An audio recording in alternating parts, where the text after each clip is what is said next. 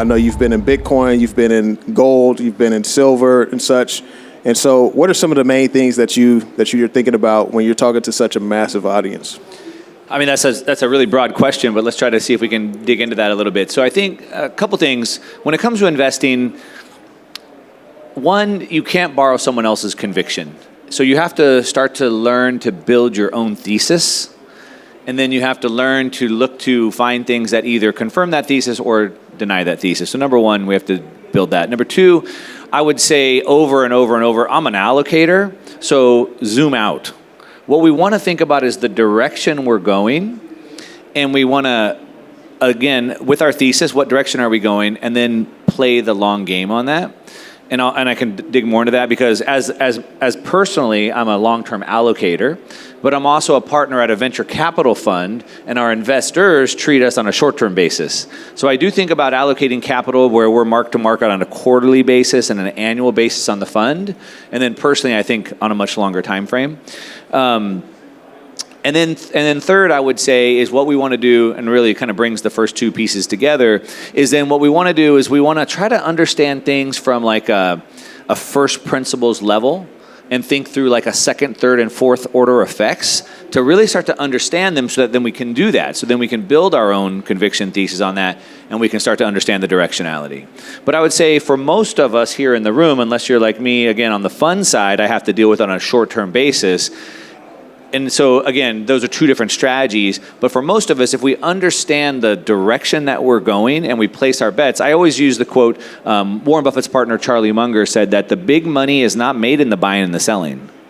The big money is made in the waiting. And the waiting for what? What am I waiting for? Well, I'm waiting, one, for the right opportunity to open up.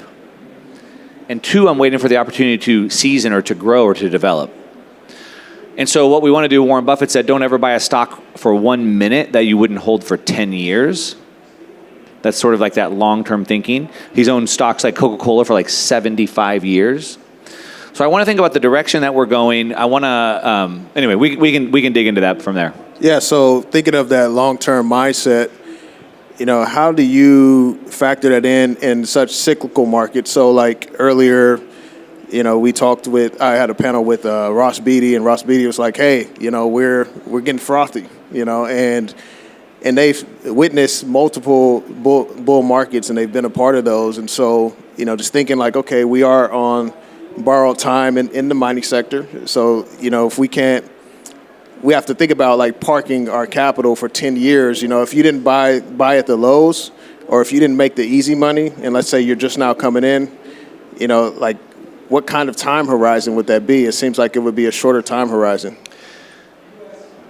I don't think we're anywhere near frothy yet. It looks a little frothy right now because you're using the wrong measuring stick. And so what happens is we're pricing everything, I think maybe if I'm wrong, even Canadians, we're pricing global commodities in dollars. And it doesn't matter if you're pricing them in whatever your local currency is, we're using a wrong measuring stick. And so when we're looking at everything priced in dollars, everything starts getting distorted. And so really, instead of looking at assets in bubbles, we want to understand that it's the currency that's in the bubble. And so then it manipulates and it distorts all the prices that we're looking at. So for example, last night I posted a chart on my X account of Bitcoin. I'm a Bitcoin guy, we'll talk about that. I posted a chart of Bitcoin, but not priced in dollars, priced in gold. Because I need to look at it from a different perspective. The dollars are being constantly manipulated. But if I look at Bitcoin priced in gold, it helps me understand it from a much different angle. And so I'd say, number one, we're not in frothy markets if you start to look at something else, look at it differently using a different measuring stick, number one. But as far as like, should I come in, should I come out? Well, we want to understand what's going on. So right now, if we understand the world, we have some really big problems. And we're in a very interesting time, and a time that maybe we've never been alive for. And so we understand what that is. Ray Dalio was just at the World Economic Forum in Davos. Everybody was at the Davos meeting. But Ray Dalio was talking about the problem that we have, the rules-based order breaking down. But specifically, what he was talking about from an investor lens is the rock and the hard place. The rock and the hard place that the sovereign currency of the world, the U.S. dollar, is in, but every other sovereign is in as well. And the rock and the hard place that he posted, or he talked about, was the U.S. is in a really tough situation right now. Either they have option one, the rock, which is a sovereign debt crisis, asset prices plunging. That's what everybody's kind of thinking. The markets are going to crash. My home value is going to crash. My retirement value is going to crash. But the problem with that is they lose everything. They get wiped out. They have massive civil unrest. Nobody's happy with that. And it's over. And then the hard place is they can print the money. And so, of course, they'll always choose to print the money. Okay, so we understand that. As long as we understand the game that is being played and the rules that they have to choose between, then what do we do about that? Well, we understand that, well, the rock and the hard place really affects bonds. So bonds, or the U.S. Treasuries, is the bedrock of the global financial system. So we can talk about our small little portfolios, however much money you have, but we're talking about sovereign nations parking billions, hundreds of billions, trillions of dollars. And they use U.S. Treasuries. That's the financial bedrock that they have. But they're going, wait a minute. So the rock and the hard place basically guarantees I lose either way. Heads I lose, tails I lose. So what do I mean by that? If we have a sovereign debt crisis and asset prices crash, then I risk default. The government could just default on my bonds. But if they choose the other option, which is print money, then my bonds become worthless. So heads I lose, tails I lose. So if we understand the mechanics of the game and the choices that these allocators are doing, then they go, well, then I can't allocate my trillions of dollars to U.S. Treasuries anymore. So what do I choose? And of course, right now we're seeing that happening in gold, but it's not just happening in gold, it's happening across critical minerals, it's happening across commodities. So really this is a massive sector rotation into commodities, and it's just starting. It's not in a bubble, it's not overheated. In US dollars terms, yes, because they just printed $20 trillion in the last 5 years. But when you look at what's happening, the rotation is just starting to happen. It goes deeper than that, but I'll stop there for a second. Well, let's go a little bit deeper. Should we go deeper, you all?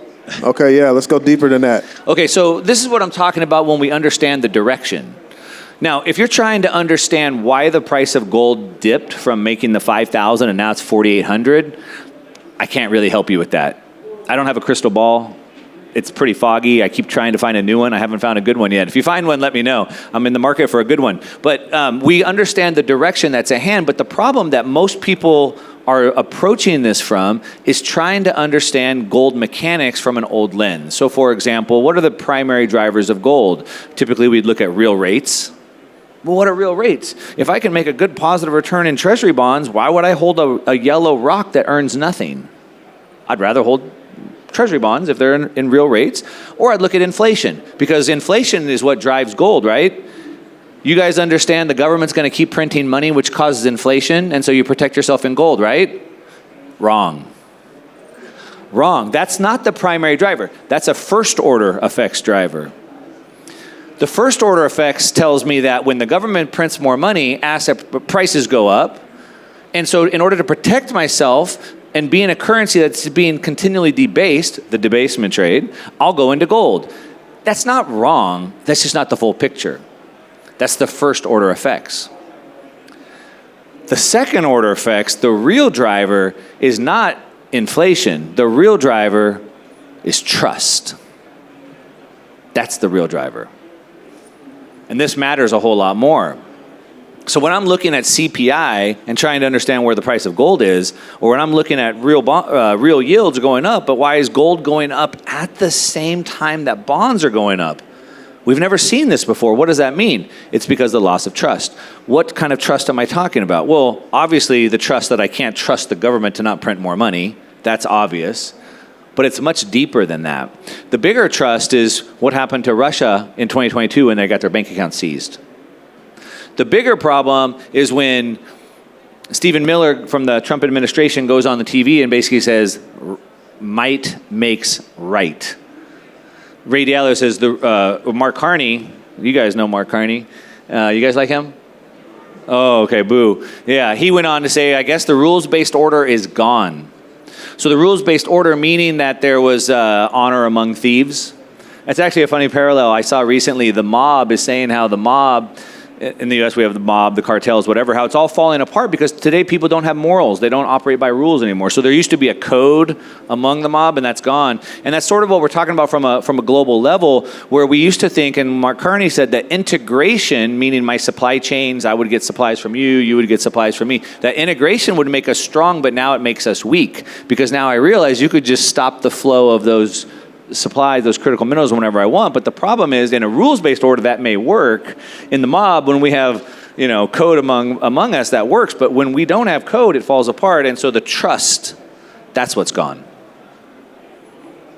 Yeah, I'm curious on that same line of trust. We see from the World Gold Council that central banks are continue to buy gold at record levels. And so obviously that is a signal of trust, but what else does that signal? Yeah. So remember, we want to get the direction right. So we want to understand the underlying mechanics. We want to get the direction right. And when we talk about are we in a frothy market, I'm sure each one of you have been in some sort of a relationship with a friend, a family member, a loved one, a business partner where trust has been broken.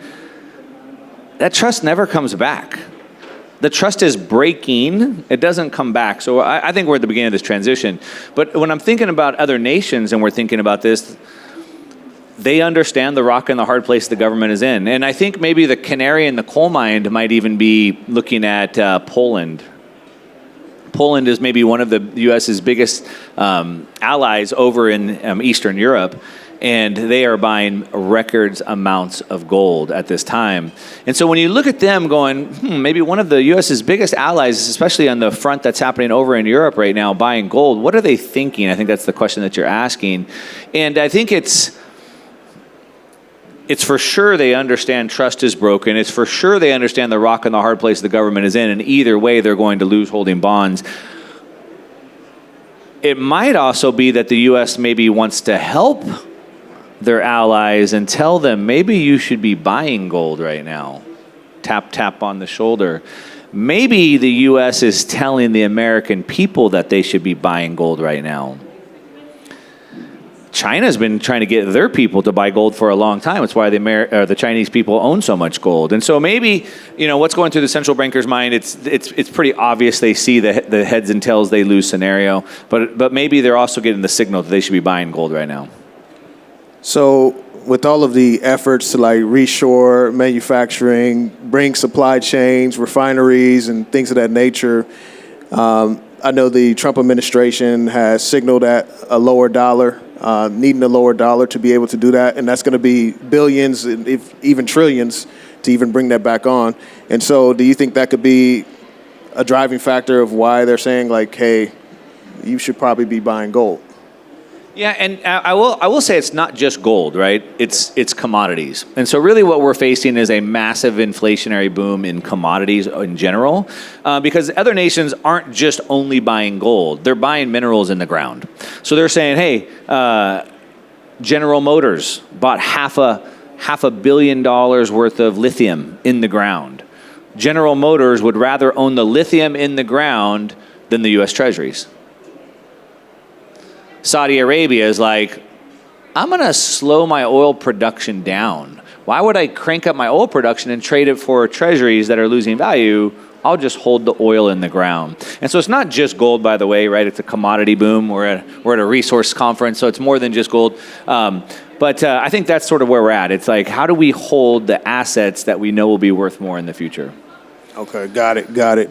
Well, Mark, we got about 2 minutes left. Where can people connect with you? You got any last thoughts? I do have a last thought, and I'd say that when you understand the direction that we're in, the transfer of that, what that means, but you understand it's also about trust. And I'm a Bitcoin guy, so I got to drop a little bit Bitcoin plug here. So Bitcoin is the next generation that allows global trade to happen in a trustless manner. You see, gold still requires trust. Gold didn't used to require trust when I had gold coins and I gave you the gold coins. But as soon as we needed commerce to happen globally in the 1500s, it had to go into a bank and a bank to use a ledger. And today I have to trust that you have the gold. I have to trust China will actually send me the gold if I need the gold. I have to trust that that gold is actually real gold, and I don't know that. And so gold requires trust in order to operate. But if you understand the problem that we're trying to tackle is not inflation, it's trust, then the world will be looking for something that is more trustless than gold. But also because we're in the information age. Now commerce happens at the speed of light, but settlement is still like the 1500s. And so Bitcoin allows us to operate in a pure trustless manner, allows settlement and trade to be settled at the speed of light. And so it's sort of like a generational thing. My grandparents would never buy Bitcoin. My grandkids would never buy gold. And so think about the direction that we're going over a long period of time. Okay, well, plug the audience. Where can they find me? Just search Mark Moss on YouTube. You'll find me. I do a couple of videos a week over there talking about macroeconomics. Yes, gold, and yes, a lot of Bitcoin. All right. Well, the audience have it. Thank you all for joining us today. Thanks for coming.